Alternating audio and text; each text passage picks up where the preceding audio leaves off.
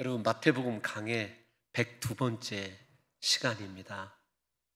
오늘 처음으로 마태복음을 대하시는 성도님들도 계시리라 믿습니다.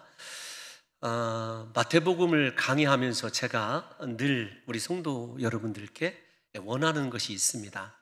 마태복음 28장 전체의 그림을 머릿속에 넣을 수 있다면 하는 그런 간절한 소원이 있는데요, 마태복음에는 예수님의 5편의 설교가 실려져 있어요.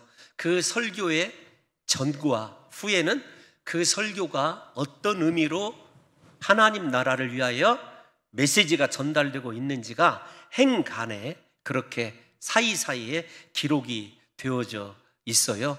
그래서 이 5편의 설교를 이해하면 하나님의 나라와 그 하나님 나라의 왕으로 오신 예수 그리스도가 나를 위하여 어떤 은혜를 베푸셨는지, 어떤 위대한 구원의 사역을 이루셨는지를 우리가 잘 이해하도록 그렇게 마태복음이 쓰여져 있습니다. 지금 우리가 읽은 본문은 예수님의 3번째 설교인 하나님 나라에 대한 설교가 끝이 나시고, 예수님께서 하나님 나라의 박해받으심과 박해받으심에도 불구하고 영원한 왕이시고 하나님 되심을 박해 가운데서 행하신 기적을 통하여 우리들에게 보여주고 있어요.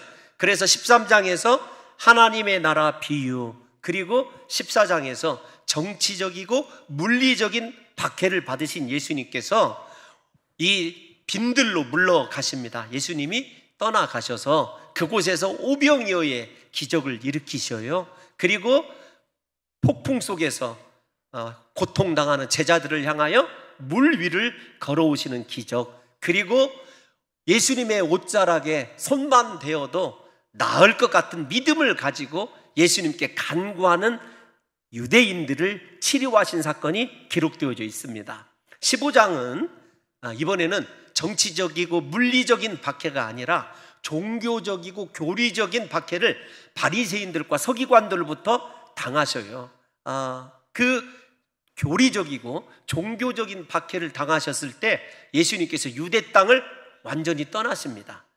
단 한 차례 마태복음에서 유대 지경을 벗어난 기록이 지금 이 15장에서 일어나고 있어요. 그래서 가나안 지경이라고 하는 곳으로 들어가시는데, 그곳에서 흉악히 귀신 들린 딸을 둔 여인의 믿음을 보시고 오랜 세월 동안 고통당하던 그 딸을 주님이 고쳐주십니다. 그 여인을 향하여, 여인아, 원어에 보면 오 여인이여 내 믿음이 크도다, 이렇게 말씀하시면서 내 소원대로 될지어다, 이렇게 커다란 축복을 해 주십니다. 예수님을 믿음으로 감동시키면 우리의 소원이 무엇이든지 주님께서 이루어 주시는 주님의 자비하심과 긍휼하심을 나타내 주셔요. 이렇게 가나안 지경에서 첫 기적을 일으키시는데, 그 기적의 중심이 왜 예수님이 이방 땅에 들어가셨느냐? 그 여인 한 사람을 주님이 구원하시기 위해서 그렇습니다. 마치 예수님이 사마리아 땅에 들어가셔서 요한복음 4장에 나오는 수가성 여인을 전도자로 변화시킨 것과 동일한 것이다, 이렇게 말씀드렸어요. 예수님은 이방 땅에 있는 이방인이라 할지라도 자신의 백성 단 한 사람도 놓치지 아니하시는 사랑의 구주이심을 그 기적을 통해서 보여주셔요. 오늘도 예수님께서 이제 2번째, 3번째 유대 땅이 아닌 이방 땅에서 일으키신 기적을 한꺼번에 묶어서 저와 여러분들이 보게 될 거예요. 오늘 우리가 읽은 29절을 보면, 이 29절을 띄워놔 주세요. 29절을 띄워놔 주시면, 예수님께서 거기서 떠나사 갈릴리 호숫가에 이르러 산에 올라가 거기 앉으시니, 사실은 마태복음에 보면 예수님이 산에 올라가서 앉으셨다라고 하는 본문이 2번 등장합니다. 하나는 바로 산상수훈으로 알려진 마태복음 5장이에요. 그리고 15장에서 또다시 산에 올라가 앉으셨다, 이렇게 얘기를 합니다. 그러면 갈릴리 호숫가이기 때문에 우리가 생각할 때 예수님이 유대 땅으로 다시 돌아온 것 아닌가 이런 생각을 하실 수도 있어요. 그런데 그렇지 않습니다. 이 지금부터 살펴보는 이 두 개의 기적은 마태와 마가만 기록하고 있어요. 오병이어의 기적을 여러분들에게 말씀드릴 때 오병이어의 기적은 사복음서가 다 기록하고 있다 이렇게 말씀을 드렸어요. 갈릴리 호수가가 어디냐면 갈릴리 호수가 크기 때문에 유대 지경을 벗어난 갈릴리 유대 땅 맞은편에 있는 데가볼리라고 하는 이방 땅임을 마가복음 7장에서 분명히 이야기해주고 있어요. 데가볼리가 어떤 건지를 여러분들에게 설명해 드린 적이 있습니다. 데카는 헬라어로 10이라고 하는 숫자입니다. 볼리라고 하는 말은 원래 폴리를 뜻하거든요. 폴리스라고 하는 여러분 도시를 상징하는 거예요. 그래서 10개의 도시가 모여있는 곳, 이게 데가볼리입니다. 그러니까 이방의 도시들이 모여있는 곳인데 30절로 넘어가 보면 이방 땅임에도 불구하고 마태는 뭐라고 얘기하냐면 큰 무리가 이렇게 시작을 합니다. 아니 이방 땅에 좀 전까지는 예수님이 유대 땅에서 수많은 기적을 일으키셨어요. 이방 땅에 처음으로 들어갔다 이렇게 말씀드렸는데 어떻게 큰 무리들이 저렇게 수많은 병자들을 데리고 왔을까? 다른 것이 아니라 바로 가나안 여인을 고쳐주신 그 사건이 입에 입을 물고 큰 소문을 내서 예수 그리스도께 나가기만 하면 어떤 질병도 어떤 심령의 고통도 치유받고 위로받을 수 있다라고 하는 소문 때문입니다. 그래서 먼저 우리가 반드시 짚고 넘어가야 될 것이 어떤 것이냐면 내 인생이 사람들이 볼 때는 초라한 것 같고 보잘것없는 인생인 것 같아도요, 예수님을 만나게 되고 예수님께서 내 삶에 찾아오셔서 나를 통하여 그분의 살아계심을 나타내게 되면은요, 나 한 사람을 통해서 수많은 사람들이 구원을 얻게 되는 놀라운 역사가 일어나게 된다는 것을 또 보여주고 있어요. 밀알 하나는 보잘것없는 것이지만 한 알의 밀알이 땅에 떨어져서 썩어지게 될 때에 수많은 열매를 맺는 것과 같은 그러한 이치입니다. 그래서 우리 성도 여러분들에게도 이렇게 위로를 드리고 싶어요. 여러분, 환경 때문에 내 삶의 조건 때문에 절대로 낙심하지 마십시오. 예수님을 만나시고 예수님께서 여러분들을 통하여 큰 일을 행하실 수 있도록 여러분의 삶을 예수님의 역사의 발판으로 기꺼이 내어드릴 수 있는 믿음의 사람들 되시기를 예수님의 이름으로 축원합니다. 예수님이 우리에게 요구하시는 것, 믿음 한 가지라는 것을 이야기하고 있습니다. 그런데 오늘 우리가 분명히 좀 이 먼저 일어난 각종 병자를 고친 사건을 통해서 예수님이 누구이신가, 그리고 그 예수님의 진정한 제자된 사람들은 어떤 삶의 포지션을 정해야 되는가라고 하는 것을 우리가 좀 먼저 생각해 보려고 합니다. 우리가 30절을 다시 띄워놔 주시면 가장 먼저 눈여겨봐야 될 단어가 하나 있어요. 어떤 것이냐면 말 못하는 사람과 기타 여럿을 데리고 와서라는 단어입니다. 이 데리고 와서라고 하는 단어가 프로스페로라고 하는 헬라어예요. 원래 데리고 오다라는 말은 두 개의 단어가 합해져 있어요. 프로스페로라는 말과 다른 단어가 섞여져 있어서 프로세넨칸이라고 하는 헬라어입니다. 근데 이 데리고 오다라고 하는 이 헬라어의 근본 뜻이 어떤 것이냐면 드리다, 예물로 바치다, 그런 뜻이에요. 그래서 여러분, 구약 성경임에도 불구하고 헬라어로 쓰여진 구약 성경이 헬라어로 기록된 70인경이라고 하는 성경이 있습니다. 그 성경에 이 프로스페로라는 단어가 어떻게 사용되냐면 레위기 1장 2절을 한번 같이 읽어볼까요? 레위기입니다. 하나님께 제사를 드리는, 한 번만 같이 읽어보겠습니다. 시작. 이스라엘 자손에게 말하여 이르라. 너희 중에 누구든지 여호와께 예물을 드리려거든 가축 중에서 소나 양으로 예물을 드릴지니라. 아멘. 레위기를 시작하면서 당장 두 번씩이나 나타나는 단어가 프로스페로라는 단어예요. 드리다, 드릴지니라, 이 단어입니다. 그러니까 마태복음에서 예수님께 데리고 나오다라고 하는 이 단어가 앞에서 여러 차례 쓰여 있습니다. 마태복음 4장 2절에서도 쓰여져 있고 마태복음 8장 16절에서도 쓰여져 있어요. 그리고 우리가 잘 아는 여러분 마태복음 9장 2절에서도 저 데리고 오다, 들이다 라고 하는 단어가 쓰여져 있어요. 9장 2절을 보면 침상에 누운 중풍병자를 사람들이 데리고 오거늘, 이 단어가 그러니까 단순히 어떤 사람을 낫게 하고 고침받기 위하여 예수님께 단순히 옮겨다 놓았다 그런 뜻이 아닙니다. 어떤 뜻이냐면 그 사람을 하나님께 연락하실 만한 제물로 드리다라는 뜻이에요. 다시요, 여러분, 마태복음에서 굉장히 중요한 단어예요. 내가 누구를 데리고 왔다라고 했었을 때 데리고 오다라고 하는 단어는요, 하나님께 제물로 드리다 혹은 예물로 바치다라는 뜻이에요. 그러니까 이 단어가 쓰여져 있어요. 큰 무리들이 왜 여러 병자를 예수님께 데리고 왔냐면 일단 그들의 인식 속에 예수님이 이 제물, 이 사람의 생을 제물로 받으실 만한 하나님이시라고 하는 신앙의 고백이 담겨져 있는 거예요. 그래서 저와 여러분들이 가장 중요하게 먼저 생각해야 될 것이 있습니다. 예배자로서 말입니다. 저와 여러분들이 이곳에 있게 된 것, 성령의 데려오심, 성령의 인도하심인데 오늘 우리가 이렇게 예수님 앞에 나오게 된 제일로 중요한 이유는 어떤 것이냐면 저와 여러분이 온전히 거룩한 산 제물로 예수님께 바쳐지고 드려지기 위해서라는 거예요.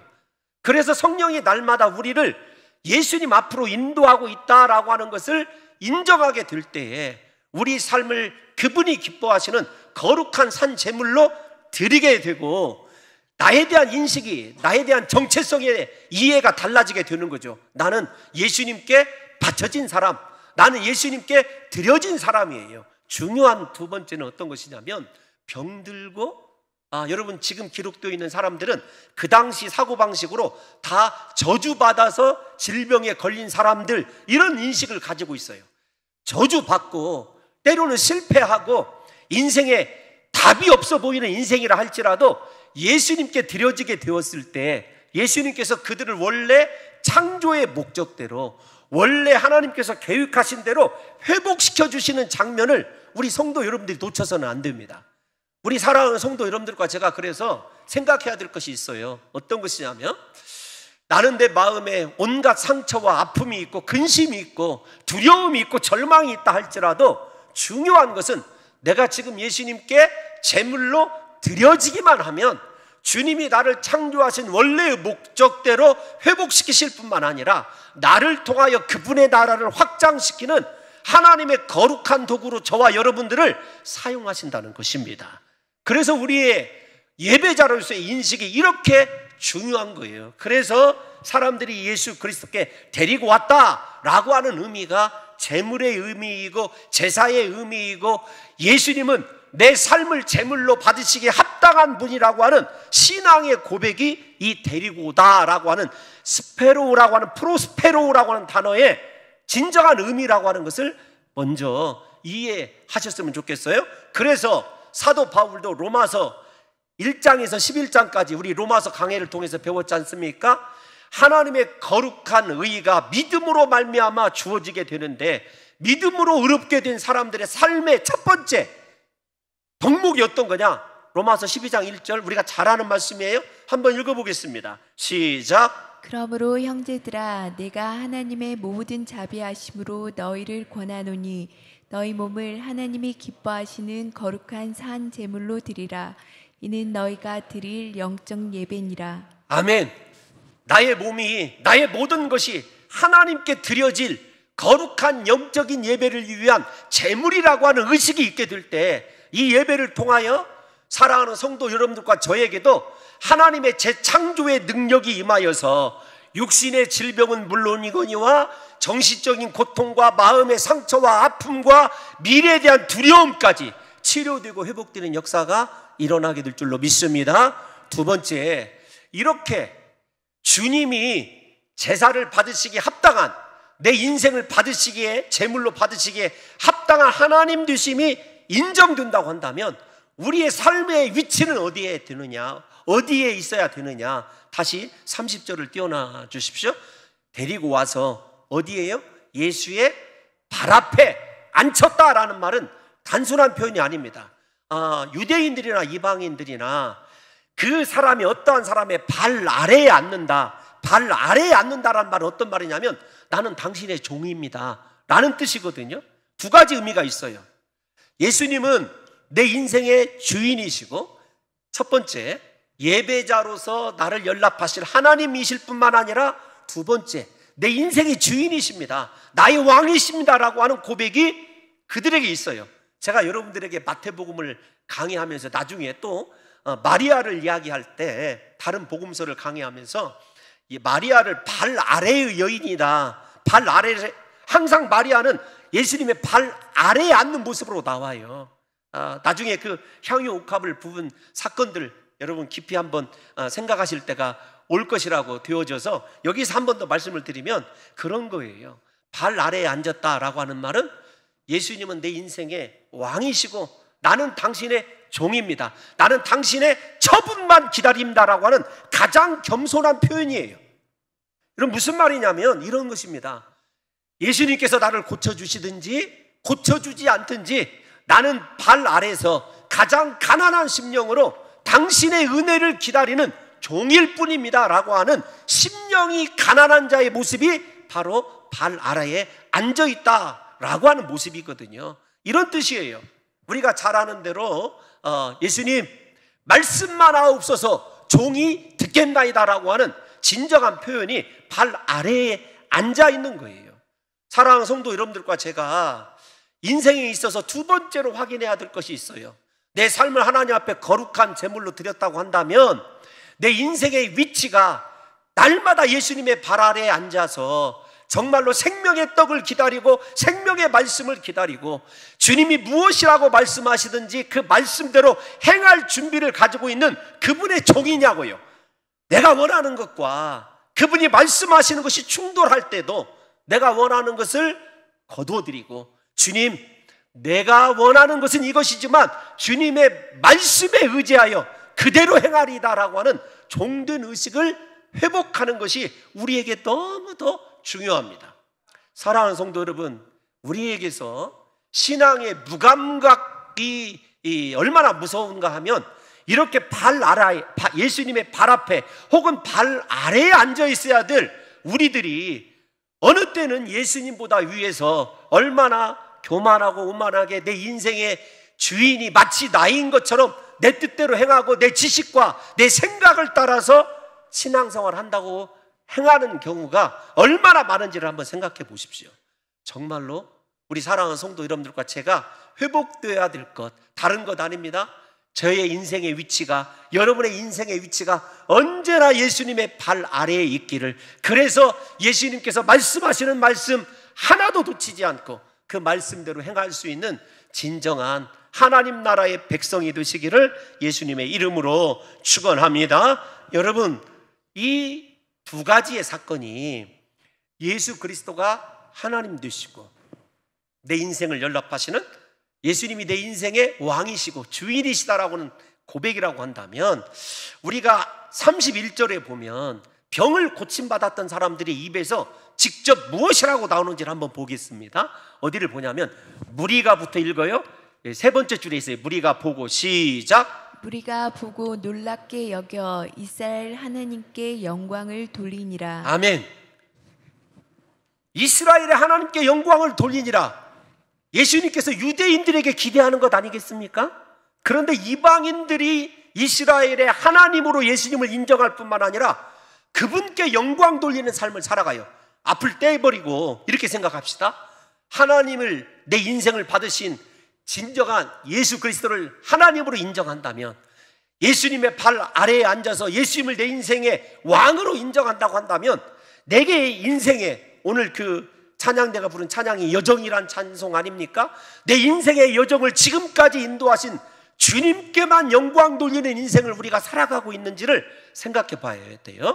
여러분, 마태복음 14장 36절을 보게 되면 유대인들에게 저와 동일한 짧은 이 기적을 행한 이야기가 실려져 있어요. 그런데 어떻게 끝나는지, 유대인들에게서는 어떻게 끝나는지를 한번 비교해 보겠습니다. 시작. 다만 예수의 옷자락에라도 손을 대게 하시기를 간구하니 손을 대는 자는 다 나음을 얻으니라. 아멘. 얼마나 저 믿음이 대단한 믿음입니까? 내가 예수님의 옷자락에 손만 대어도 내가 고침을 받겠다. 굉장히 큰 믿음이죠. 믿음의 결과가 어떤 거였어요? 다 나았어요. 그런데 무엇이 빠져 있습니까? 이방인들과 비교해서 이스라엘에 하나님께 영광을 돌리니란 말이 빠져 있어요. 우리에게 믿음이 좋아서 하나님께 허락하신 믿음 때문에 내 인생에 남들이 경험하지 못하는 크고 놀라운 은혜를 내 삶 속에 전유물처럼 누리고 살아가는 것 중요합니다.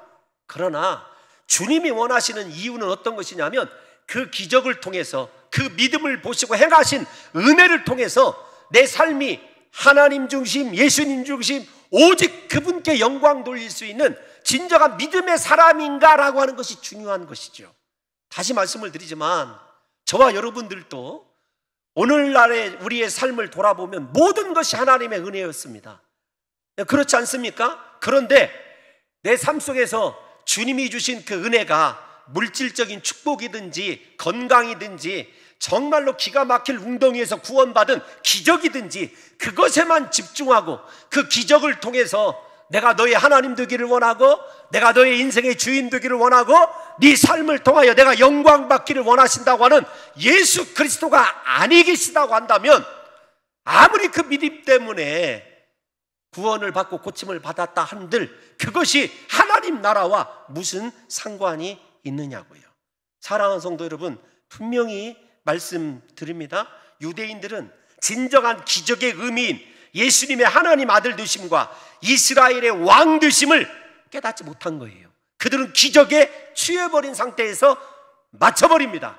그러나 이방인들은 그러지 않았어요. 이스라엘의 왕 되시고 하나님 되신 예수 그리스도께 모든 영광을 올려드렸습니다. 모든 것이 예수님의 은혜입니다. 모든 것이 예수님의 능력이라고 인정하며 영광 돌리는 그 삶, 하나님이 우리를 창조하신 목적, 하나님께 영광 돌리는 삶이어야 된다는 거 우리가 다 잘 알고 있지 않습니까? 입술로는 얼마나 고백하는지 몰라요.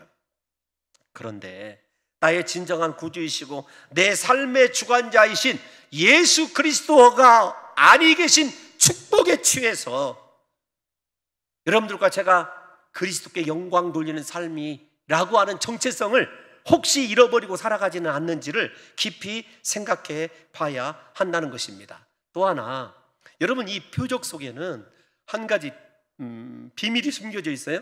어떤 것이냐면 예수님이 메시아다라고 하는 직접적인 증거가 또 하나 숨겨져 있습니다. 31절을 다시 띄워놔 주시면, 원래 여러분이 말 못하는 사람 이렇게 시작을 하죠. 근데 말 못하는 사람이라고 하는 단어가 코프스라고 하는 헬라어 단어예요.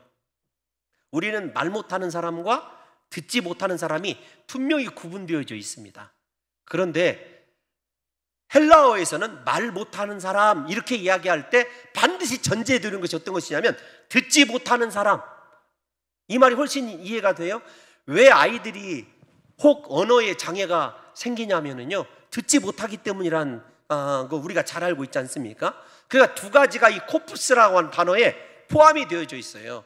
그런데 유대인들에게 듣지 못하는 사람 플러스 말 못하는 사람이 듣게 되고 말을 하게 된다고 하는 것은 하나님 나라가 임했다, 예수님이 메시아가 오셨다라고 하는 가장 강력한 증거입니다. 왜 그런가 하면은 이사야 선지자가 그렇게 예언을 했기 때문에 그래요. 우리 먼저 이사야 35장 5절을 한번 읽어보도록 하겠습니다. 시작. 그때에 맹인의 눈이 밝을 것이며 못 듣는 사람의 귀가 열릴 것이며. 아멘. 중요한 것은 문자적으로도 맹인의 눈이 열린다, 그 다음에 못 듣는 사람의 귀가 열린다라고 하는 것이 우리가 잘 아는 대로 실제적인 그런 장애인들이 고침을 받는 것을 의미합니다. 그러나 이사야 선지자가 이야기하고 이제 예수님으로 돌아와서 말씀을 드리면 들을 귀 있는 자는 들을지어다. 예수님께서 15장에서 지금 이 사건이 일어나게 된 발판인 15장에서 어떤 일이 일어나고 있었죠? 무엇이 진정으로 깨끗한가 했을 때 제자들에게 어찌하여 깨닫지 못하느냐, 보고도 어찌하여 깨닫지 못하느냐는 말씀을 주님이 강조하시거든요. 오늘 우리 삶에서도 마찬가지입니다. 이사야가 얘기한 하나님의 말씀을 들었을 때 내 영의 눈이 떠져서 진정한 내 인생의 주인이신 예수님이 보이고 내 귀가 열어져서 예수님의 말씀이 들려짐으로 내가 예수 그리스도를 보고 그분의 말씀에 의하여 내 삶을 살아내는 것, 그것이 하나님의 나라예요. 예수님의 다스림이 내 안에서 이루어지는 가장 강력한 증거가 살아계신 예수님을 말씀으로 보고 말씀으로 듣는 것 아니겠습니까? 그러므로 먼저 말 못하는 자가 듣는다, 코프스라고 하는 단어가 쓰이면 이사야의 예언이 성취된 것이고, 이방인들은 예수 그리스도가 진정한 하나님 나라의 주인이시고 우리의 왕 중의 왕이심을 이 단어로 언약의 성취가 이루어지고 있음을 사용하고 있다는 것입니다.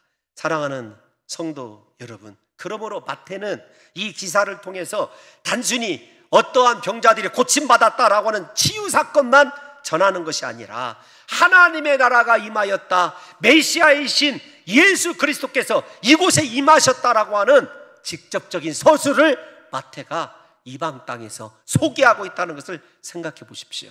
하나님의 나라가 유대 땅에서 먼저 이루어지는 것이 아니라 이방 나라에서 먼저 이루어질 것을 우리에게 전하고 있는 것입니다. 이 기적이 이런 의미를 갖고 있고, 두 번째 이제 소개해드릴 기적은 우리가 잘 아는 칠병이어의 기적이에요. 32절부터 등장하고 있지 않습니까? 그런데 이 칠병이어의 기적은 오병이어의 기적과 흡사합니다. 앞에서 이렇게 말씀드렸어요. 오병이어의 기적은 사복음서가 다 기록하고 있지만 칠병이어의 기적과 이 기적은 마태, 마가만 기록하고 있다. 특별한 목적과 이유가 있기 때문에 그래요. 여러분, 오병이어의 기적과 이 칠병이어의 기적은 많은 공통점도 있고 다른 점도 있어요.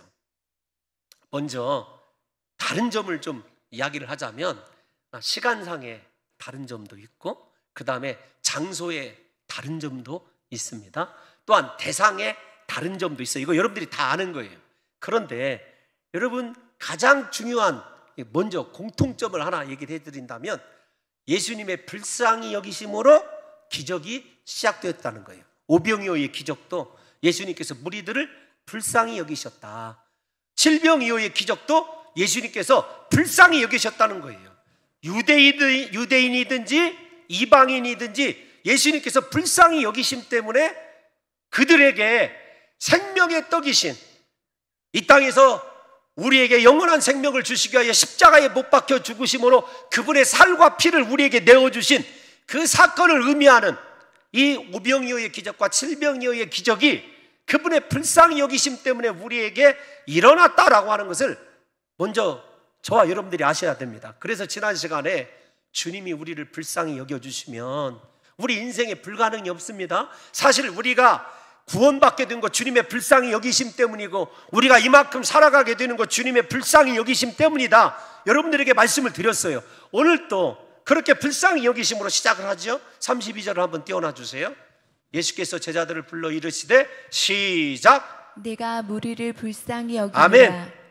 사랑하는 성도 여러분, 오늘 또 주님께서 저와 여러분들을 불쌍히 여기시게 될 때에 하나님의 나라가 저와 여러분들 안에 이루어지게 될 줄로 믿습니다. 그래서 우리가 구해야 될 것 다른 것 아니에요. 주여 나를 불쌍히 여겨 주옵소서. 불쌍히 여기실 때 우리 삶의 치유의 역사가 일어나고 문제가 해결이 되어지고 내 신앙이 회복이 되어지고 하나님이 나를 다스리시는 강력한 증거들이 나타나게 될 줄로 믿습니다. 그런데 여러분, 이 32절을 보면 내가 무리를 불쌍히 여기노라, 그들이 나와 함께 있은 지 이미 사흘이다. 오병이어의 기적과 이 칠병이어의 기적의 가장 큰 차이점을 아십니까? 어떤 것이 다른 것 같아요? 여러분, 집에 가셔서 한번 꼭 생각을 해보세요. 오병이어의 기적은 하루 만에 일어난 기적이에요. 그런데 칠병이어의 기적은 사흘이 지난 후에 일어난 기적입니다. 또 하나 가장 큰 차이점이 어떤 것이냐면, 오병이어의 기적은 제자들의 요청으로 일어난 기적이에요. 제자들이 찾아와서 예수님, 사람들이 배고프니 마을에 보내셔서 먹을 것을 사 먹게 하소서, 이 요청으로부터, 믿음이 없는 요청으로부터 시작됐어요. 그런데 질병이어의 기적은 예수님께서 직접 이 기적을 일으키시겠다고 말씀하신 것이 달라요. 그러니까 여러분, 이 다른 점을 생각해 보세요. 예수님께서 유대인이라고 차별하시고 이방인이라고 차별하신 것이 아닙니다. 오히려 제자들 안에 있는 또 다른 편견을 깨뜨리시기 위한 예수님께서 그들을 지독히도 불쌍히 여기시고 긍휼히 여기시는 것이 어떤 것인지를 친히 나타내 주신 사건이 바로 이 사건이에요. 그러면 이 불쌍히 여기셨다라고 하는 구체적인 증거가 무엇이냐? 제가 유대인들보다도 이방인들과 예수님께서 시간을 더 보내신 것을 보면 충분히 우리가 알 수가 있어요. 어떤 것이냐면 이런 것입니다. 이 질병이어의 기적에 참여한 사람들이 장정만 4,000명이죠. 오병이어의 기적보다 1,000명이 작아요. 그런데 왜 시간이 사흘이나 걸렸을까요? 다시 여러분 32절을 한번 띄워놔 주세요. 32절을 보면 그들이 나와 함께 있은 지 이미 사흘이다. 사흘 동안 예수님께서 뭐 하셨을까요? 한 사람 한 사람 모든 병자를 고쳐주셨어요. 쉴 새도 없이, 예수님 자신도 식사할 겨를도 없이 한 사람 한 사람 예수님 앞에 나온 모든 사람들을 각각 주님께서 만져주신 거예요. 잘 들으셔야 됩니다. 오병이어의 기적은 여러분 그런 무리들을 그냥 통틀어 고쳐주셨다라는 사건만 있고 바로 일어나요. 그런데 내가 그들과 함께 있은 지 이미 사흘이다. 바꿔서 생각을 해보셔야 돼요. 왜 예수님께서 치료하시는데 사흘이라고 하는 시간을 허비하시겠느냐? 예수님께서 병자 한 사람 한 사람을 불쌍히 여기셨기 때문에 일일이 자세히 그들을 주목하시고 하나씩 하나씩 직접 치료해 주셨다는 거예요. 사랑하는 성도 여러분, 이렇게 한번 생각을 해보십시다. 우리가 마태복음 8장을 보게 되면 중풍병에 걸린 하인을 둔 백부장 이야기가 나오죠. 백부장이 예수님께서 내 집에 내가 들어가겠다. 아니요 주님, 주님이 나의 집에 들어오시는 것을 나는 감당하지 못하겠나이다. 말씀만 하옵소서 그 종이 나을 줄로 믿습니다. 예수님께서 뒤돌아보면서 이스라엘 중에서도 내가 이만한 믿음을 본 적이 없다 이렇게 말씀하시죠. 여러분 생각해 보세요. 아니 말씀 한 말씀으로 4,000명 다 치료할 수 있어요. 그런데 왜 사흘이나 고치시고 함께 있었겠는가? 이것이 그의 자녀들을 선대하시는 예수님의 불쌍히 여기심의 강력한 증거입니다. 이 말씀이 이해가 가지 않는다면 제가 여러분들에게 요한복음에 있는 이야기를 들려드리고 싶어요. 요한복음 10장 3절을 보시게 되면 예수님께서 문지기로 등장을 하십니다. 문지기는 그 한 사람입니다. 그 사람, 정관사가 붙어있는 사람이에요. 그를 위하여 문을 열고, 양은 한 마리 양이에요. 그의 음성을 듣나니 1:1 관계, 1:1 관계. 그가 자기 양의 이름을 각각 불러 인도하여 내느니라. 사랑하는 성도 여러분, 주님이요 얼마나 우리를 불쌍히 여기시는가 하면은 우리가 오늘 이곳에서 예배 드리시는 여러분 약 500여 명의 성도들이 계십니다. 2부 예배. 그런데 이렇게 생각을 해보세요. 주님은 우리를요 이 개체로 보시지 무리로 보시지 않아요. 무리가 있다 할지라도 우리 한 사람 한 사람의 각각의 심령을 헤아리시고 우리 모두를 이름을 기억하시며 불러주시고 그분의 손을 내밀어 우리의 상처받은 마음, 우리의 질병에 든 육체, 우리의 병에 든 영혼을 치유하시고 만져주신다는 사실을 잊어서는 안 됩니다. 여러분 이것이 가장 큰 다른 점이에요.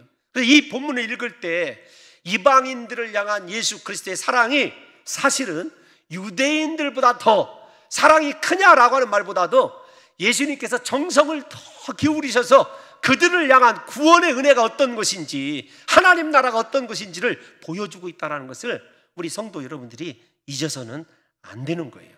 무엇보다도 예수님께서 각종 병자들을 고치신 것은 하나님 보시기에 심히 좋았던 그의 형상으로 회복시키는 거다 이렇게 말씀을 드렸는데, 이 오병이어의 기적을 통해서는요 완전히 그들의 영을 살게 하시고 생명의 떡을 통하여 영생을 얻게 하시는 길을 열어주시는 놀라운 은혜라는 사건을 우리 성도 여러분들이 한번 생각해 보셨으면 좋겠어요. 이렇게 한번 생각을 해보십시다. 왜 제가 이 두 개의 사건을 묶었는가? 하나님께서, 아니 죄송합니다, 예수님은 하나님이셔서 모든 사람의 삶을 제물로 받으셔요. 제물로 받으신다는 말은 어떤 말이냐면 그 사람의 인생을 책임져 주십니다. 연락하셨다고 한다면 자녀 삼으시고 그의 인생을 책임져 주셔요. 예수님은 자신의 발 아래에서 은혜를 구하는 사람은요, 우리가 가나안 여인의 이야기처럼 주인의 상에서 떨어지는 부스러기를 먹는 올소이다, 내가 개입니다, 그렇게 고백했던 그 여인처럼 예수님의 발 아래에 살아있는 존재들에게는요, 언제나 생명의 떡, 생명의 말씀이 부스러기라도 떨어지게 되어 있습니다. 뿐만 아니에요, 오늘 이 본문을 통해서 이스라엘 하나님께 영광 돌리려고 하는 그 사람들은 주님께서요, 일일이 다 어루만져 주시고 내가 너를 아노라, 너의 고통을 아노라, 너의 눈물을 아노라, 너에게 무엇이 필요한지를 아노라, 주님이 한 사람 한 사람씩 끌어안아 주시고 치료하시는 그 장면을 생각해 보세요. 이것이 주님의 불쌍히 여기심입니다.